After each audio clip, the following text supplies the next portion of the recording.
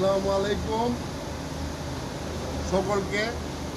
আমাদের প্রধানমন্ত্রীকে আমি একটা কথা বলতে চাই, শুধু মুখে একটা বড় কথা।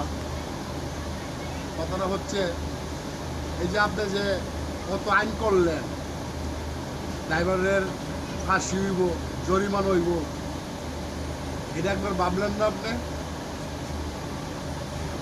মেইন রোডের সাথে যে গুল্লির থেকে যে রাস্তাগুলো বেরিয়েছে, হঠাৎ করে একটা মোটর সাইকেল আইসা সামনে পড়ে গেলে গা, এটা কি ড্রাইভারের দোষ না মোটর সাইকেলের দোষ?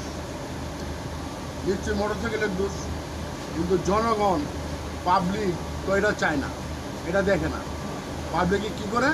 ওই ড্রাইভারের দৌড়াইয়া মারার চেষ্টা করে। ওর ড্রাইভারও যান বাঁচানোর লেগে আরও সামনে যা পা এটিকে মাইরা থইয়া লইয়া যায়। হ্যাঁ,